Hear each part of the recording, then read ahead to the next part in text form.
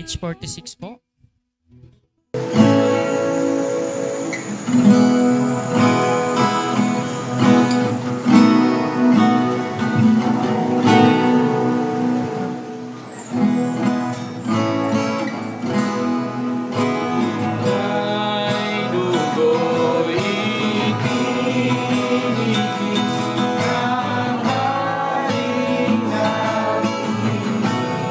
Isa po natin yung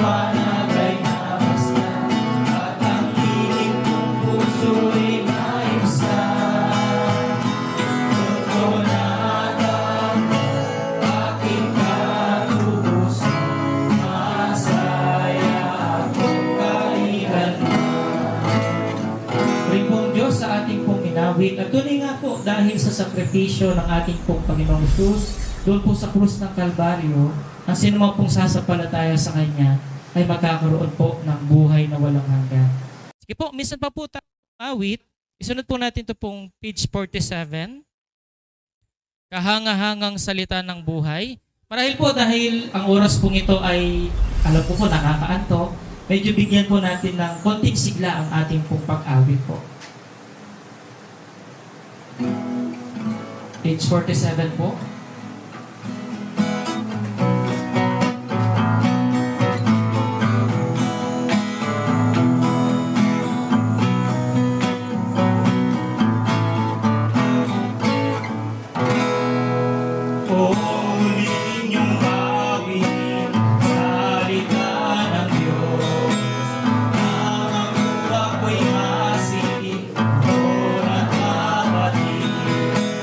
Buhay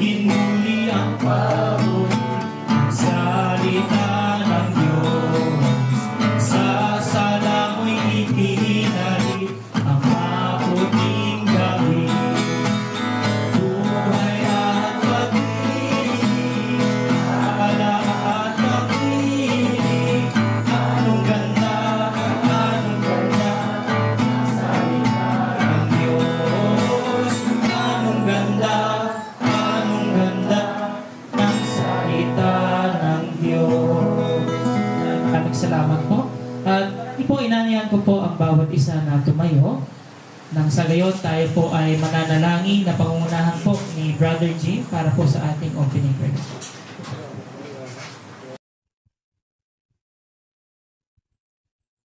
Okay po, tayo po ay manalangin.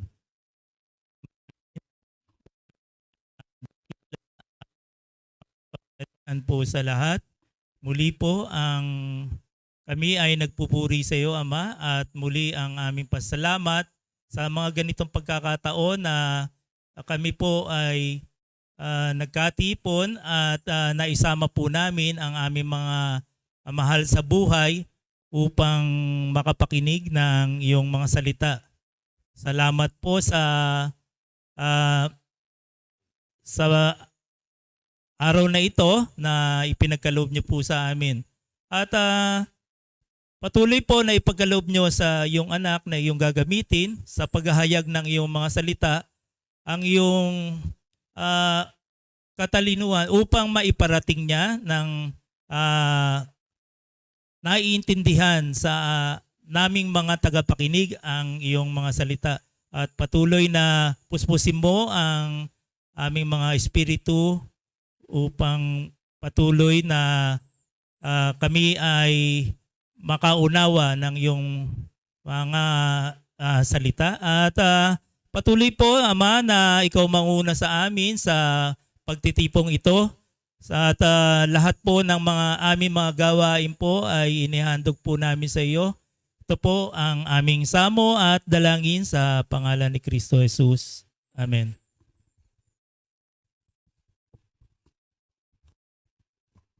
Maraming salamat po, Brother G. Panalangin. At ngayon po, sa mga oras pong ito ay makakapakinig po tayo ng isa pong tanging bilang na inihanda po ng isang kapatiran dito po sa Valenzuela Christian Church. Akin pong tawagin po si Sister Leven para po sa isang special number. God's grace that taught my heart to fear and grace my fears relieved. How precious did that grace appear the hour I first believed. Through many dangers, toils, and snares, I have already gone. This grace hath brought me safe thus far, and grace will lead me home.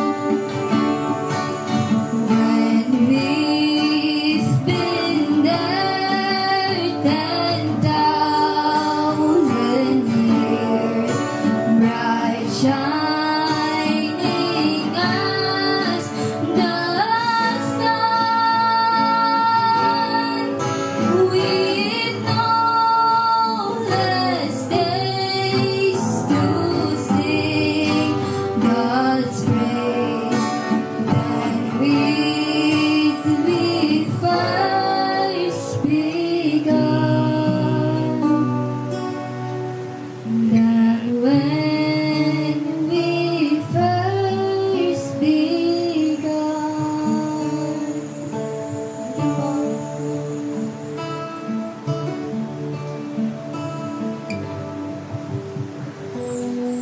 Yan po rin po ang Diyos, inawit po ng ating kapatid. At tunay nga po na napakalaking biyaya po ang ating pong makakamtan kung tayo po ay sasampalataya sa ating Panginoong Jesus. At ngayon po ay makakapakinig din po tayo ng patotoo, testimony na inihanda din po ng ating kapatid. At tawagin ko po si Sister Mandy po para po sa isang testimony. Hello po. So, bale, halos lahat po ng nandito po siguro nakakilala po sa akin kasi yung iba po mga pinsan ko po, mga tito-tita ko po. Bale po, ang ipapatotoo ko lang po is kung paano ko po tinanggap po ang Panginoon. Kung paano po siya gumagawa po sa akin. Bale po, syempre nakilala ko po ang Panginoon nung bata pa ako. Madalas po talagang tinuturo sa atin ng mga magulang natin kung sino ba si Jesus, kung sino ba si God. At nakikita din natin sa mga media po kung paano po siya pinoportray po sa atin. Pero po, yung pagtanggap po na siya po yung aking Lord and Savior po, nangyari lang po yun itong mga 2022.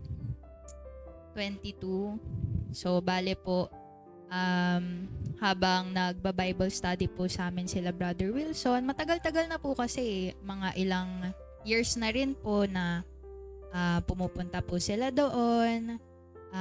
At yung family po namin, nakakakinig po ng salita po ng Diyos. Pero nung mga panahon din po kasi na yon, kumbaga, nakikinig lang po ako pero hindi ko po talaga naiintindihan or nagagrasp po yung essence po noong salita po niya.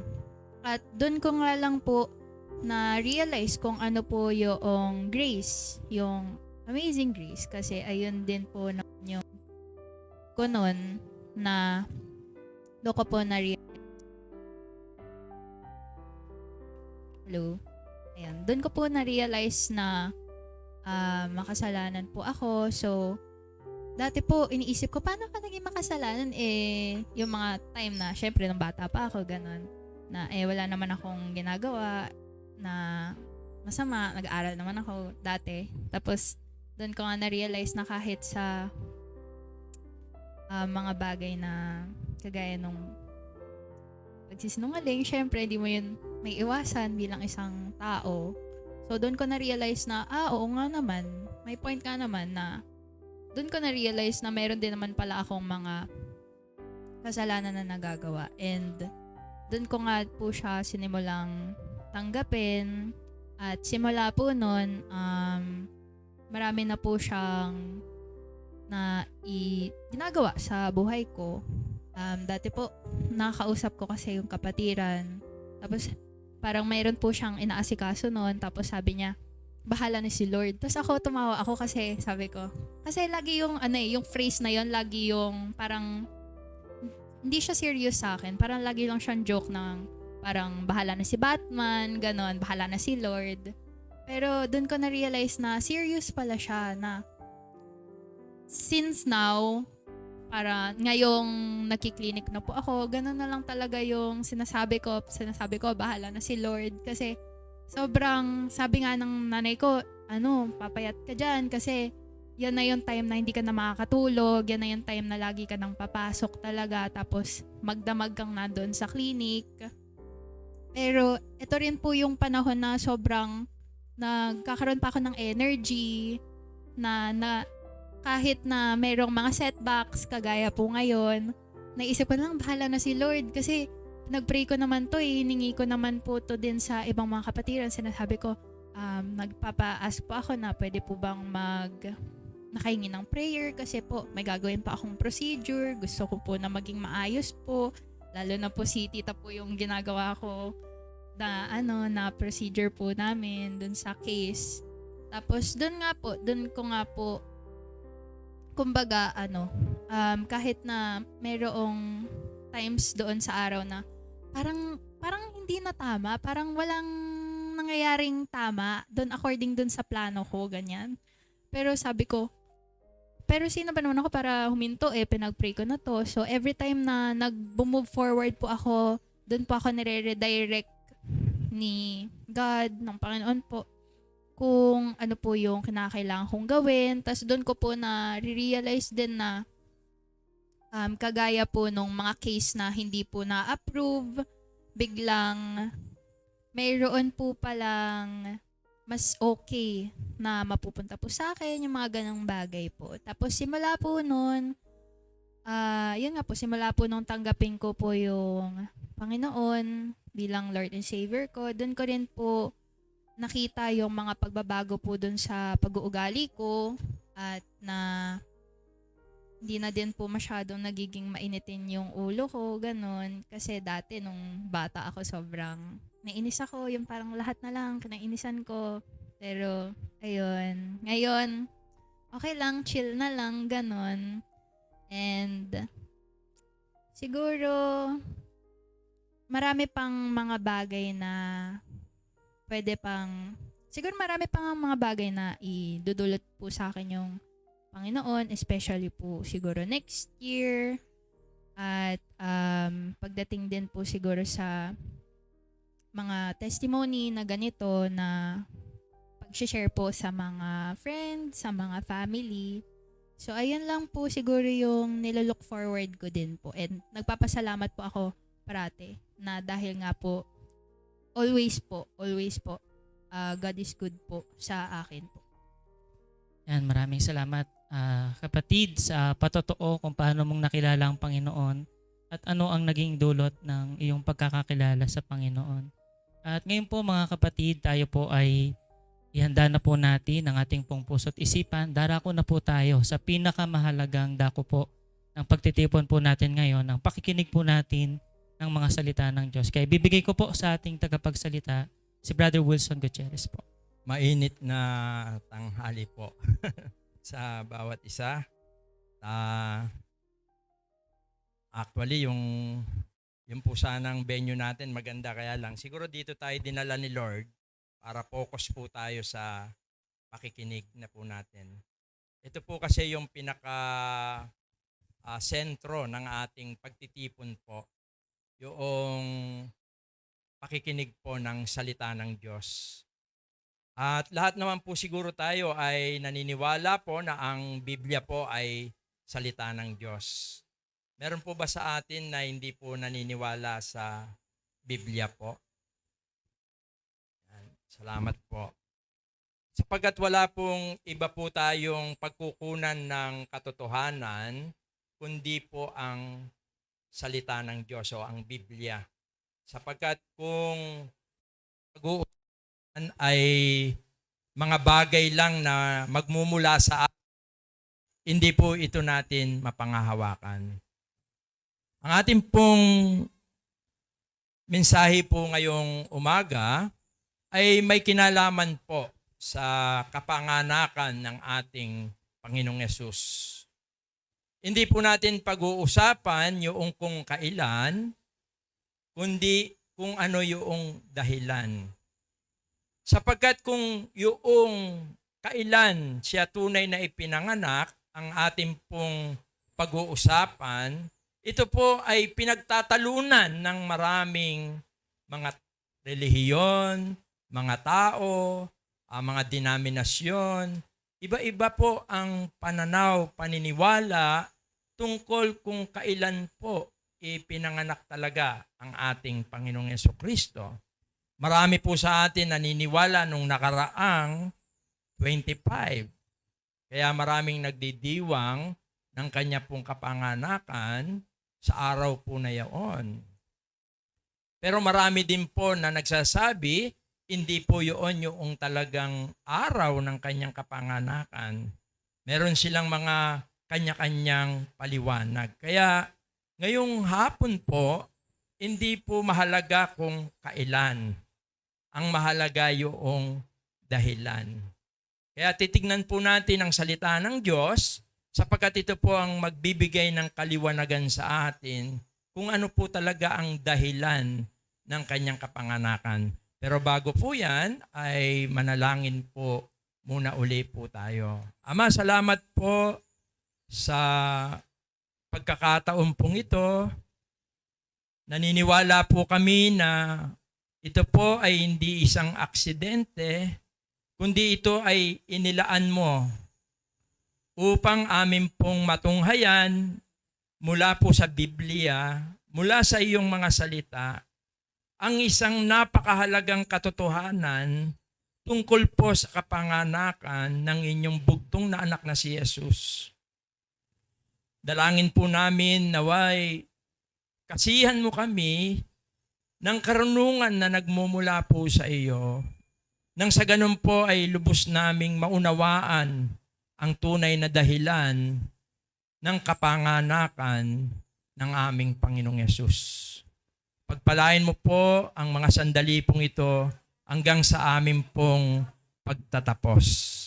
Ang lahat po ng ito, O Diyos, ay aming samot dalangin sa makapangyarihang pangalan po ng iyong bugtong na anak na si Jesus. Amen. Ang tema po na ating pong pag-aaralan ay may kinalaman po sa kapanganakan ng ating Panginoong Yesus. Pinamagatan ko pong ito na The Savior is born. Isinilang ang tagapagligtas.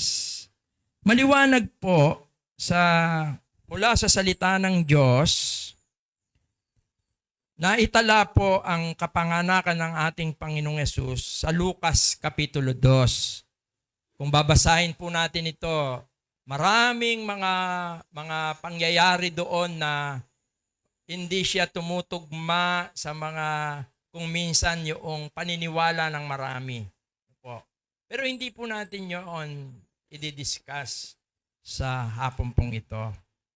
Ang mahalaga po dito po sa Kapitulo 10 hanggang 11 ng Lucas 2, ganito po ang ating mababasa sa wikang English at pagkatapos ay babasahin din natin sa wikang Tagalog. Sabi po sa Lucas 10, "And the angel said unto them, Fear not, for behold, I bring you good tidings of great joy, which shall be to all people." Sabi po sa Tagalog, "At sinabi sa kanila ng anghel, huwag kayong mga takot, sapagkat narito, dinadalan ko kayo ng mabubuting balita ng malaking kagalakan na siyang sasabuong bayan." Alam nyo, kaya po binasa ko rin sa English sapagkat merong mga bagay na mas malinaw siya sa English. Although hindi naman po tayo magaling sa English. Ang sabi po rito, nung ipinanganak daw po ang ating Panginoon, meron pong nagpakita na isang anghel. Alam niyo po, nung panahon na yon, madalas kahit sa matandang tipan, sa panahon ng kauna-unahan, madaming mga anghel ang ginagamit ng Diyos para sila ay magdala ng mahalagang mensahe ng Diyos. Katunayan, ang mismong kahulugan ng angel means messenger. Kaya sa unang panahon, kapag ka po may mahalagang mensahe ang Diyos sa tao, ginagamit po niya ang kanyang mga anghel. Madalas ko itong tinatanong pagka angel po ang pinag-uusapan namin. Ilan pakpak po yung angel? Ilan po? Ayan yung magagaling po yung mga sumagot. Karaniwan po ang pagkaunawa natin, 2 lang ang pakpak eh. Pero sa Biblia po, 6. Mababasa niyo yun sa Isaiah 6, 1-4. Pagka may panahon kayo, kung may Bible kayo sa bahay, tignan ninyo, sasabihin nyo, totoo pala. Kaya mali pala yung mga binibili natin na kerubin na 2 lang yung pakpak. Alam nyo, 6 po ang pakpak. Dito sa lower shoulder, yun po yung pinantatakip sa mukha. Tapos yun dito sa hips, upper hips. Ito po yung pinanlilipad nila para pag inutusan sila ng Diyos, mabilis sila na magampanan nila yung nais ng Diyos. At yung lower naman, lower dito sa hips, pinantatakip sa paa. Alam nyo, sa tuwing lumalapit kasi ang mga anghel sa presensya ng Diyos, nagtatakip sila bilang paggalang po sa Panginoong Diyos. Kaya napakahalaga ng pagbibigay ng paggalang sa Diyos. maging ang mga anghel ay nagbigay ng paggalang sa Diyos. At sa pagkakataong ito, sa isang pinakamahalagang pangyayari sa mundong ito, ang pagkasilang po ng ating Panginoong Jesucristo, inutusan ng Diyos ang kanyang anghel at mayroon siyang napakagandang balita. At ang sabi rito, sa balita niyang ito, sa kapanganakan ng Panginoong Yesus, unan makikita po natin, ang sabi po kasi sa English, "And the angel said unto them, Fear not, for behold, I bring you good tidings of great joy, which shall be to all people." Kaya maganda sa English eh. Sa Tagalog kasi, sa buong bayan. Tila parang ang mensaheng ito para lang doon sa small town ng Bethlehem. Sapagkat doon po'y pinanganak ang ating Panginoon. Samantalang sa English, makikita natin na parang bahagi tayo ng kapanganakan ng ating Panginoon. To all people. Sabi po. Isa po sa mga reason. Kaya nga meron tayong mga quotation. Not the season, but the reason. Yun po kasi yung important. At ayon po rito, sabi pa niya sa 11, "For unto you." Kaya kanina, for all people, and then ngayon is very, very personal. No? Ang kapanganakan ng ating Panginoong Yesus, personal siya. Para sa iyo. Sabi po, for you. At ito isang katotohanan. Not only for all the people, but for you.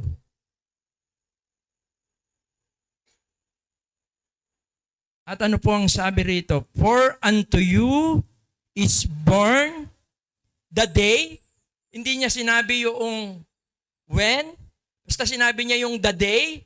Kasi po, noong sabihin niyang the day, ang ibig pong tinutukoy dito, not yung time, not yung date, not yung month, not yung weeks.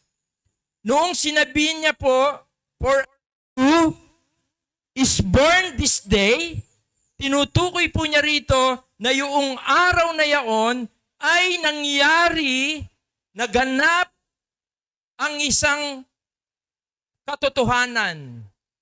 Kasi po, ang kapanganakan ng ating Panginoon ay ipinangako ng Diyos. Kaya yung word na this day, ang tinutukoy doon yung naganap, fulfillment, nangyari. Yung pinaplano ng Diyos, yung kanyang pinoprophesize, yung kanyang ipinangako, that day is nangyari. Naganap. At ano po yung bagay na yun? Sabi niya, this day in the city of David, a Savior which is Christ the Lord. Yung tagapagligtas. Alam niyo po kasi, mahalaga na makita po natin ito. Kaya nga sabi ko, para sa lahat ng tao, para sa iyo. Bakit po? Ayon po kasi, ito'y isang katotohanan na ang mundong ito, sabi nga, this world desperately needed the Savior. Ang mundong ito ay lubhang nangangailangan ng tagapagligtas.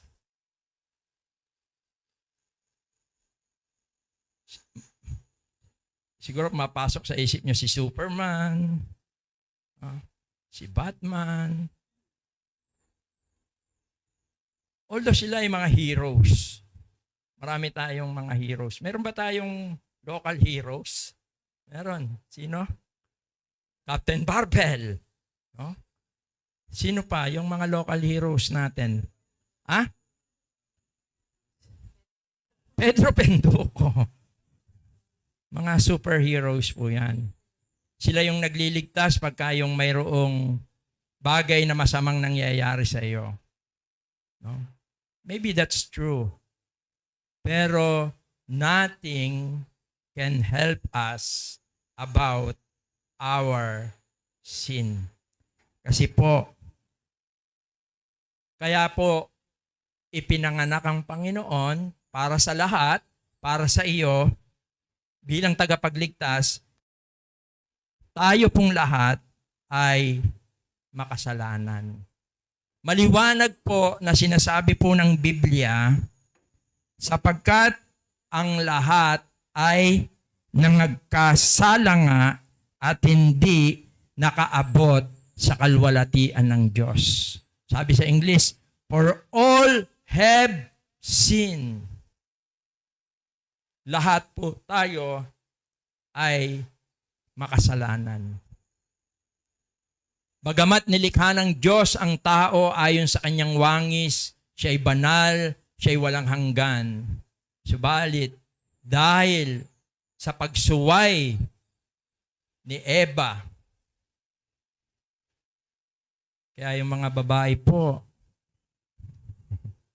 baka kuyugin ako, mas marami yung babae kaysa mga lalaki. Sa Bible po kasi babae po talaga yung unang nagkasala. Tapos, nung pitasin niya kasi po yung puno na pinagbabawal ng Diyos na wag siyang kakain, tinukso siya noong ni Satan, nagkunwari siyang isang snake. Alam nyo noon, ngayon siguro, pagka sinabing ahas, parang negative eh. But in the Bible, the most beautiful animals in the world created by God is snake. Kasi yung color pa lang niya, mamamangha ka sa kulay niya. Pero ngayon, negative na po eh. Kasi nga, nag-disguise si Satan, according to the Bible, isang ahas. At tinukso niya si Eva. Nadaya siya, na-deceive siya. Sabi ng ahas, kasi inuutos ng Diyos po yun eh, na huwag niyang kakainin eh. Sabi ng ahas sa kanya, sinabi ba ng Diyos na uin? Ang layo, di ba? Doon sa kainin. Oo, sabi niya. Doon alam na lack of knowledge si Eve sa Word of God. Kaya even today, yan po ang importance ng Bible study. Pag-aaral sa Biblia. Para nang sa ganon ay magkaroon tayo ng lubos na kaalaman sa mga katotohanan. Sapagkat wala po tayong ibang pagkukuhanan ng katotohanan kundi ang salita ng Diyos. And to tell the story short, nadaya, kinain niya, at ang hindi maganda nito, pumunta siya kay Adan. Adan naman, alam niyang hindi tama, kinain niya rin. And both of them become sinners. Nakita nila na naked sila. Nabuksan sila sa kasalanan. Kaya alam nyo, yung mga asawa ngayon na mga tigasin ba? Tigasin ba yung? Uso yun, di po ba? Yung, pagka yung asawa po ay, dati kasi ang sikat si Andres Bonifacio. Na.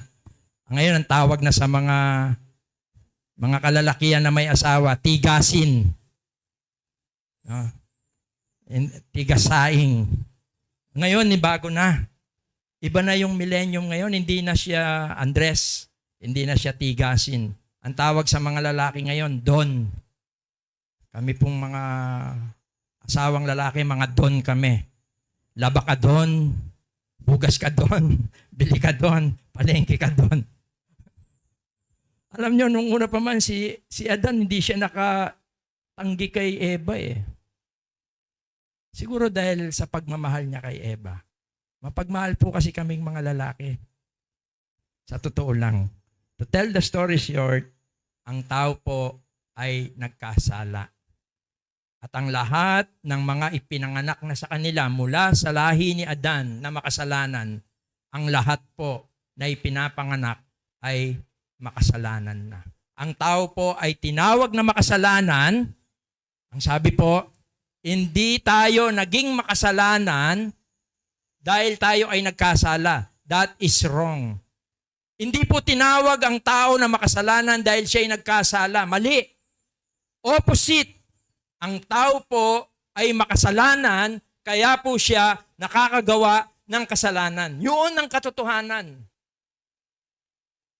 Kaya tayo po sa harapan ng Diyos, simula noon hanggang sa ngayon, tayo po ay makasalanan. At nung magkasala si Adan at Eva, doon pa lang nangako na ang Diyos na mayroong siyang ibibigay na tagapagligtas. At yun po ay walang iba kundi ang ating Panginoong Yesus. Tayo pong lahat ay makasalanan.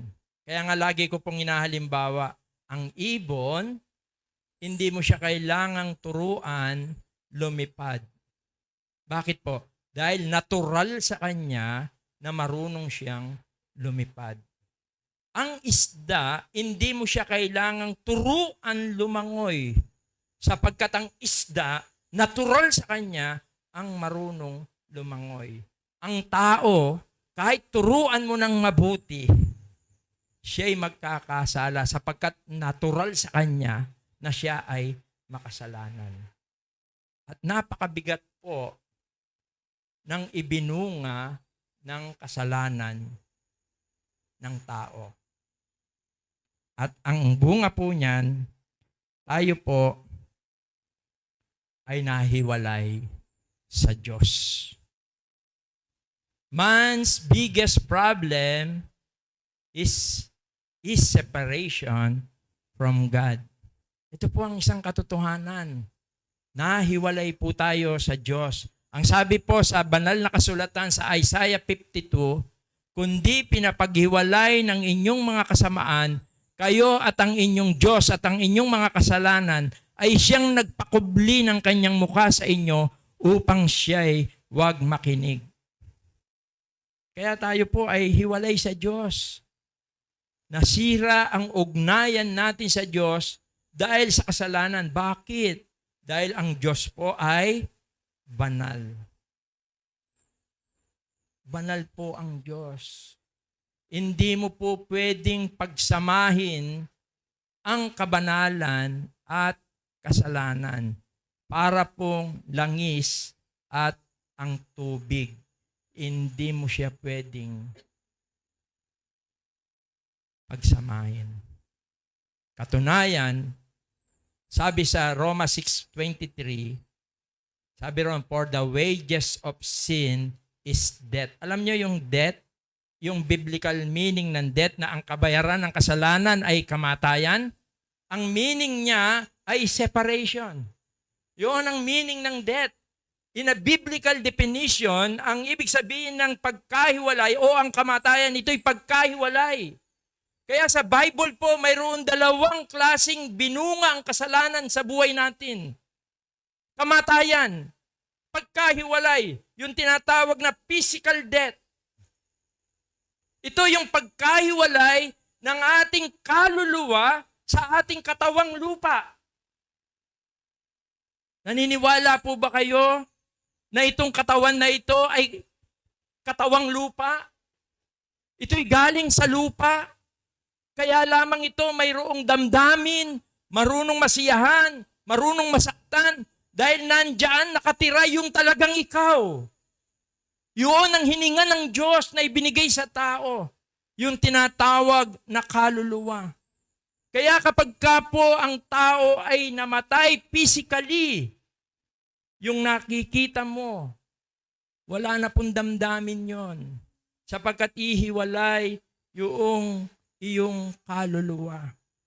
Sapagkat dahil ito'y hininga ng Diyos, kailanman ito'y hindi mapupugnaw. At ang Biblia po ay may sinasabing ikalawang kamatayan. At ang ikalawang kamatayang ito yung walang hanggang pagkahiwalay ng tao sa Diyos. Ito po yung tinatawag na dagat-dagatang apoy. Tinatawag po ito na eternal punishment. Ito po ang ibinunga ng ating mga kasalanan. Lahat po tayo ay candidate patungo sa walang hanggang kaparusahan sapagkat tayong lahat ay makasalanan.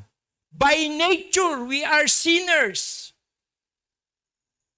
At sinong magliligtas sa atin? Hindi ko kayang iligtas ang sarili ko. Lalong hindi mo kayang iligtas ang sarili mo. Paano mo may liligtas ang iba? Walang makapagliligtas sa atin. Yan ang nakalulunos na kalagayan ng Diyos. Pero dahil sa pag-ibig ng Diyos po sa atin, sabi sa 1:3:16, sapagkat gayon na lamang ang pag-ibig ng Diyos sa sanlibutan, ibinigay niya ang kanyang bugtong na anak. Sino raw po yung ibinigay niya? Ang kanyang bugtong na anak. Sino po ang tinutukoy niya? Si Jesus. Jesus was born for you. Jesus is a precious gift for you. For your salvation. Pero tinanggap mo na ba ang regalong ito? O hindi mo pinapansin dahil ang balot niya ay lampin. Simpleng lampin. Sabi kasi sa Bible, hirap. No, siya ay nakabalot sa lampin. Minsan po ang regalo wala sa balot. Doon sa laman. Doon sa laman. Minsan nadadaya tayo doon sa balot. Ang mahalaga po ay yung content, yung laman. Ang regalo ng Diyos sa iyo, ang regalo ng Diyos sa lahat ay si Jesus na ipinanganak. Subalit, hindi po roon natatapos. Ang sabi roon, upang ang sino mang sa kanya'y sumampalataya. Sino man. Kasama ka ron. Kasama ka ron. Kasama ako ron. Kung sasampalataya ka. Ang sabi, magkakaroon ka ng buhay na walang hanggan. Sino mang sa kanya'y sumampalataya ay huwag mapahamak. Ano po ba ang kapahamakan na naghihintay po sa ating mga makasalanan? Yung walang hanggang kaparusahan doon po sa impyerno. Mga kapatid, ito ang kahalagahan ng kapanganakan ng ating Panginoon. Not the season, but the reason. Pinanganak po siya para mamatay. At yun ang nangyari sa kanya. Doon sa krus ng Kalbaryo. Ang buhay, kamatayan, at muling pagkabuhay ni Jesus, ang mensahe ng magandang balita. Ang siyang tunay na daan, patungo po doon sa langit. Ang sabi po sa 1:14, kung babasahin po natin, ang sabi roon, Jesus said, I am the way, the truth, and the life. No one comes unto the Father except through by me. Ang tinutukoy po niya, walang iba kundi ang langit. Wala pong makapunta sa langit kung hindi po tayo sumampalataya sa Panginoong Yesus. At ito ang magandang balita ng kaligtasan. Ito ang isang katotohanan Ito ang isang napakahalaga. Kahuli-hulihan. Ang oras po na ito, naniniwala ako na kumakatok si Jesus sa buhay ninyo. Nais po ba nating maligtas? Sino pong gusto sa atin na makapasok doon sa langit? Yung ibang hindi nagtaas, parang ilalagay ko kayo doon sa mainit doon. Sige kayo. Siyempre, nais po natin lahat, no? At napakahalaga po. Sabi ko nga, para makamtan mo yung kaligtasan, wala ka naman dapat gawin eh. Kasi hindi ka naman maliligtas sa paggawa ng mabuti eh. Wala ka rin dapat na aniban sapagkat di ka maliligtas sa relihiyon. Hindi po tayo maliligtas sa relihiyon. Tanungin ko po kayo, ano ang maraming kasalanan nung unang panahon o yung panahon natin? Ano maraming kasalanan nung unang panahon o yung panahon natin? Panahon natin. Pero anong maraming relihiyon nung unang panahon o yung panahon natin? Panahon natin. Ibig sabihin, hindi solusyon ang relihiyon sa kasalanan po natin. Sapagkat ang tunay na solusyon, si Jesus, yung binabalita ng anghel. Sabi niya, huwag kayong matakot. Mayroon akong magandang balita sa inyo. Sapagkat ngayong araw na ito, sabi niya, ipinanganak sa lipi ni David ang isang tagapagligtas. Siya ang Panginoon. Mga kapatid, hindi tayo maliligtas ng paggawa ng mabuti. Hindi tayo maliligtas sa pag-anib ng anumang relihiyon. Maliligtas lang po tayo sa pananampalataya po natin sa Panginoon. Ang Panginoon ay kumakatok sa ating puso. Ang Panginoon ay namatay doon sa krus para iligtas po tayo. Siya ngayon ang daan para sa ating kaligtasan. At siya po ngayon ay kumakatok sa iyong puso. Kahuli-hulihan. Ang sabi po rito, magsisi ka, no, sa iyong kasalanan. Ang kaligtasan po, alam nyo, napakasimple lang. Hindi po pinahirapan ito ng Diyos. Siguro ang gusto niya, lahat tayo ay maligtas. Kaya lang minsan mayroong mga tao na napakatigas ng puso nila. Napakakitid ng isip nila.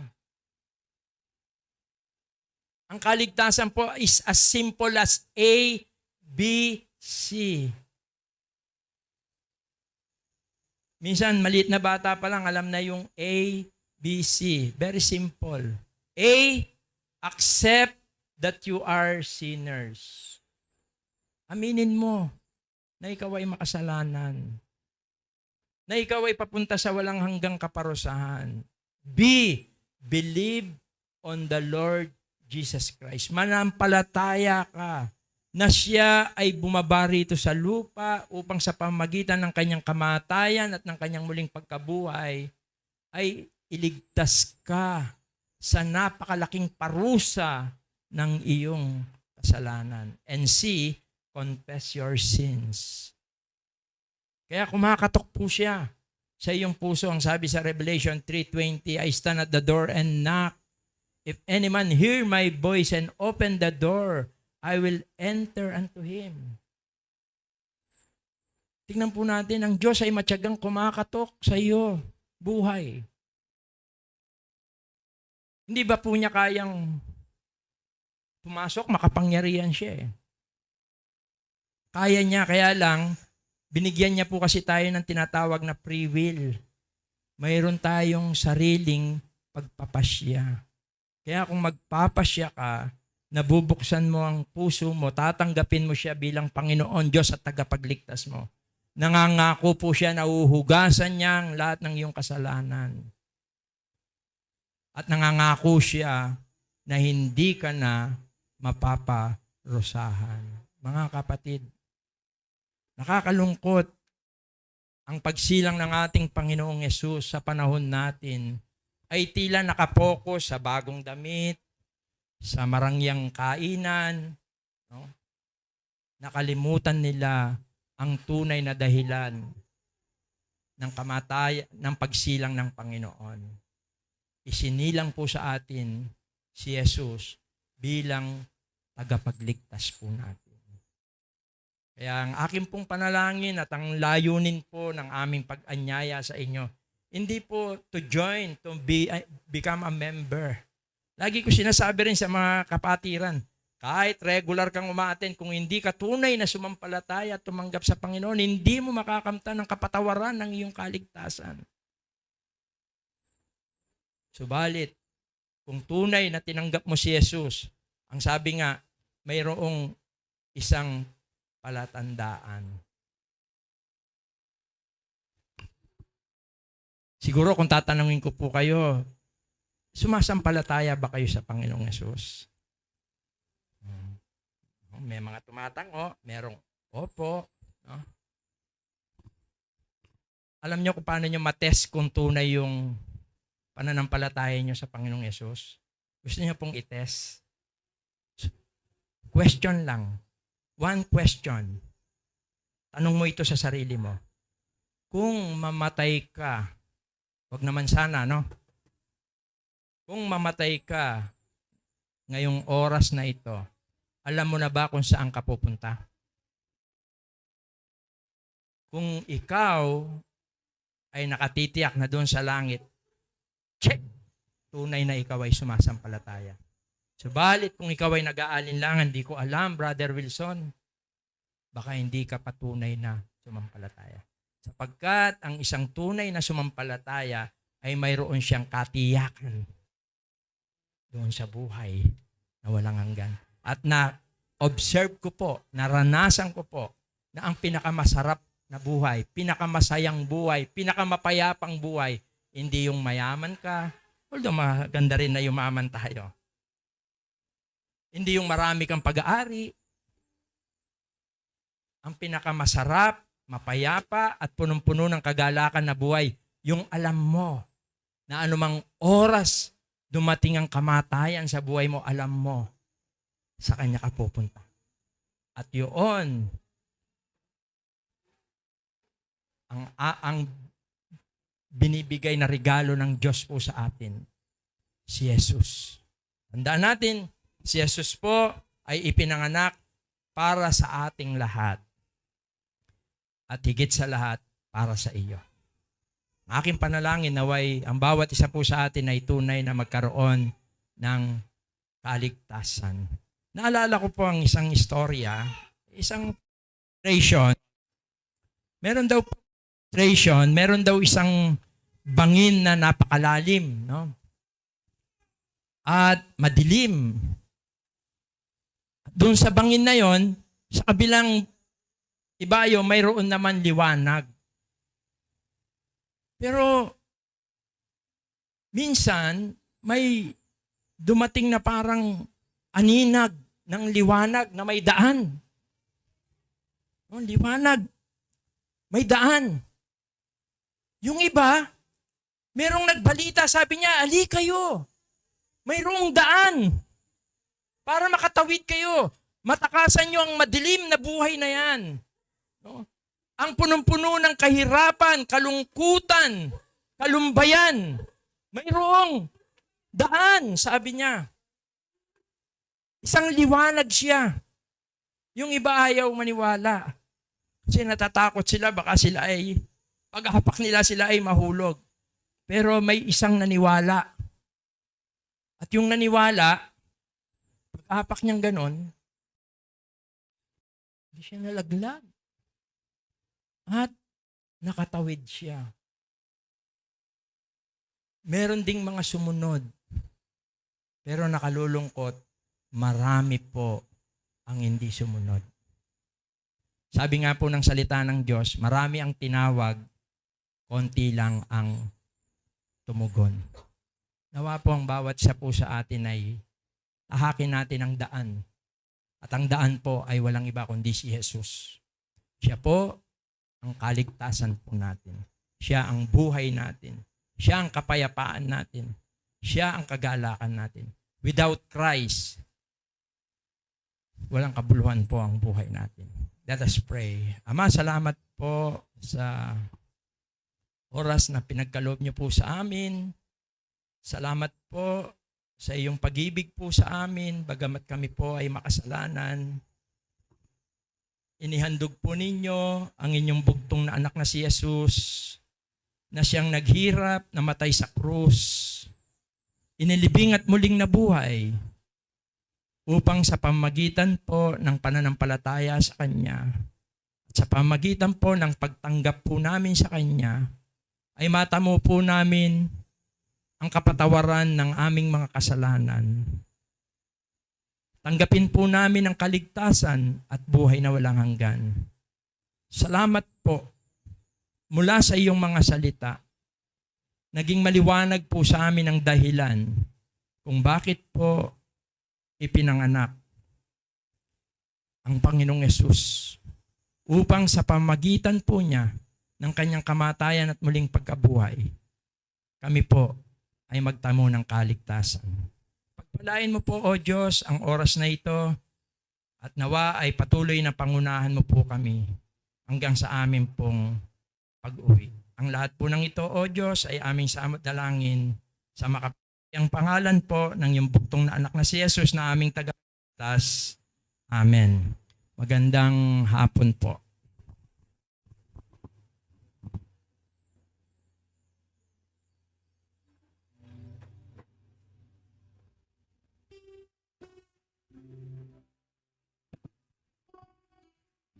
Maraming salamat po sa mga salita ng Diyos na ating pong narinig.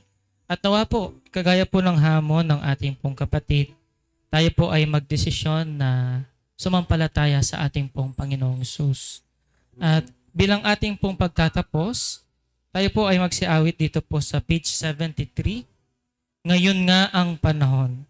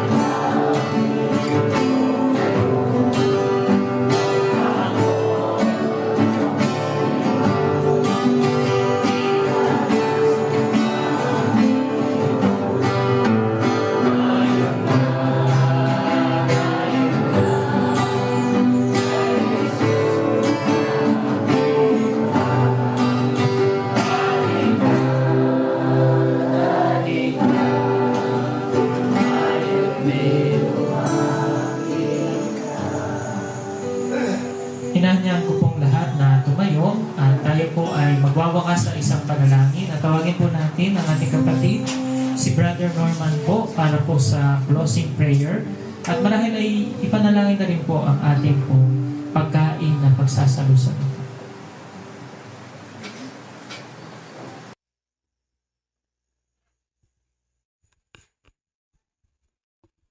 Sige po, iyuko po natin ating mga ulo. Tayo po ay manalangin. Ama naming Diyos na banal, dakila at makapangyarihan po sa lahat. Lubos ka po naming pinupuri at pinasasalamatan po sa mga lumipas pong mga sandali, sa inyo pong patnubay po sa bawat isa po sa amin, sa pakikinig po ng inyo pong mga salita. Lalo tigit po ang mensahe po ng mabuting balita ng kaligtasan. Maraming salamat po, Ama, sa napakahalagang mensahe po na ito. At kung mayroon man po sa amin pong bilang sa oras po na ito, ang wala pa pong tunay po ng katiyakan po ng kanyang kaligtasan po na amin pong narinig po kanina po sa mensahe po. Tulungan niyo po siya na mapagkilala po na isa siyang makasalanan na mapapahamak po sa walang hanggang kaparusahan.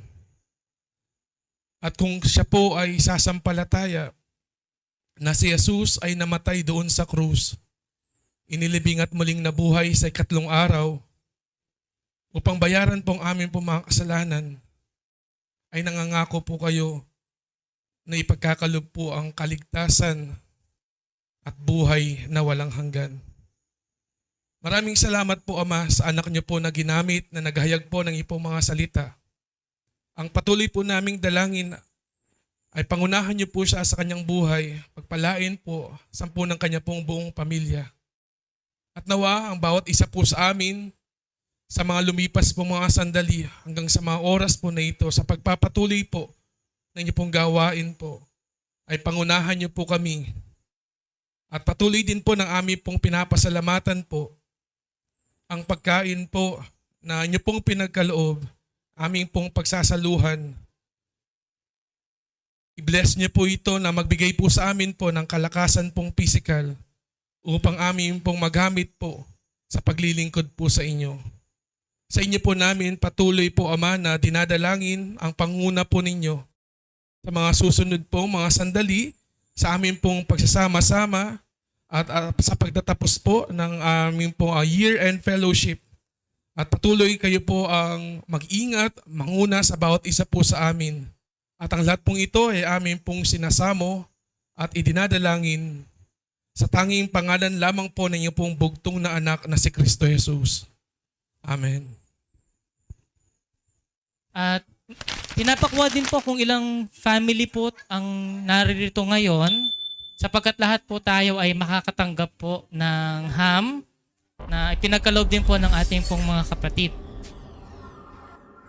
Okay, sige po. Siguro bago po tayo mag-umpisa, hinihiling ko po na tayo po ay yumuko. Tayo po muna ay manalangin at humingi po ng patnubay po sa Diyos. Sige po, let us pray po. Amang banal na dakila at makapangyarihan sa lahat, maraming salamat po sa napakabiyayang oras na mga nagdaan. Napag-aralan po namin ang mabuting balita ng kaligtasan. Nambusog din po ang aming pong mga pisikal. At Ama, patuloy po naming dalangin ang pangunguna po ninyo at patnubay, lalong-lalo na po sa oras pong ito, sa pagkakaloob po ng mga regalo sa bawat isa po sa amin. At nawa po, higit po sa regalong aming tatanggapin, ay tanggapin namin ang aming Panginoong Hesus na siya pong pinakaregalo po ninyo bilang aming pong sariling Panginoon at tagapagligtas. Patnubahin niyo po ang mga oras pong ito at ito pong lahat ay aming samutiling sa matamis na pangalan ni Jesus. Amen. Sige po, yung ating pong list ay na kay Sister Eds po.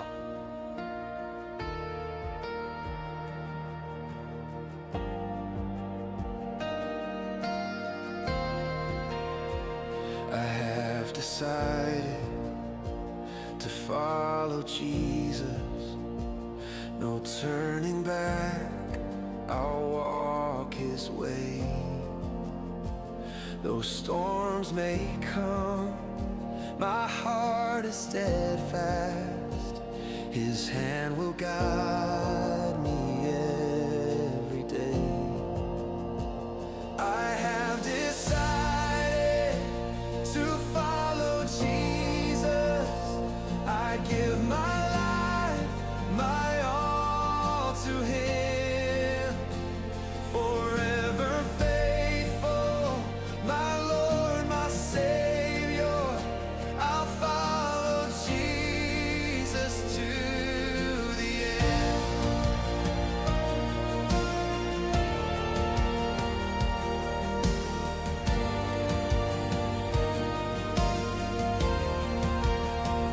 When darkness falls, His light surrounds me. When trials arise, His peace is near. The cross Tawagin ko po dito si Brother Wilson sa ating pong pangwakas po na pananalita. Muli po ay ang hapon po sa ating lahat. Una po, nais po natin na ang papuri at pasasalamat po ay ibigay natin sa Panginoong Diyos. Dahil siya po yung dahilan bakit tayo po ay naririto. Hindi po tayo nagtatayo ng anumang relihiyon. At lalo tigit, hindi rin po tayo ang denominasyon. Maliwanag na ang kalooban ng Diyos ay relasyon. At maliwanag din po ang sinasabi sa 1:1:12. Datapwat ang lahat ng sa Kanya'y tumanggap at sumampalataya ay binigyan niya ng karapatan na matawag na anak ng Diyos. Kaya yun po ang pinakamahalaga, yung relasyon po sa Diyos. Kaya naman po pagka tayo'y tumanggap at sumampalataya sa Panginoon, magkakaroon tayo ng relasyon, hindi na po maaalis yun. Yun po yung nagbibigay ng katiyakan sa atin na makakamtan po natin yung pangako niyang kaligtasan. Sapagkat tayo po ay nabigyan ng pagkakataon na magkaroon ng relasyon sa Kanya. At tayo po, dito po sa ating pong kapulungan o sa ating kapatiran, dito po sa atin walang mataas. Lahat po tayo pantay-pantay kasi magkakapatid po tayo. Kaya dito po hindi kami tumatawag ng pastor, reverend, wala po. Kapatid. Dahil kung tayo ay mga anak ng Diyos, tayo po ay magkakapatid. Pantay-pantay po. Kaya po sa atin ang tawag natin kapatiran. Dahil isa tayong pamilya. At dahil ang Diyos po ay nasa ating kalagitnaan, dahil ang Diyos ay pag-ibig, ang ibinubunga nito sa ating pagsasama-sama yung pag-ibig. Yun po ang bunga ng Espiritu Santo, yung pagmamahalan. Ang sabi nga ng Panginoon, malalaman ng mga tao na kayo ay mga alagad ko kung kayo ay nagmamahalan. Kaya dito po, pinopromote natin dito yung pananampalataya, relasyon sa Diyos, at pagmamahalan sa isa't isa. Kaya welcome po kayo. Meron po kaming mga lingguhang gawain. Kung mapanahonan nyo, salamat sa Diyos. At nawa ay hindi ito yung huli na pagsasama-sama natin, kundi ito yung simula ng pagsasama-sama po natin bilang magkakapatid sa Panginoon. Kaya happy holidays po, happy New Year sa bawat isa po sa atin, no? Nawa po ay maging masagana yung ating relasyon sa Diyos sa darating na 2026. Kaya happy New Year po sa lahat at God bless po. Tumayo po tayong lahat at magwawakas po tayo sa isang panalangin at tilingin natin kay Brother Redan sa isang panalangin.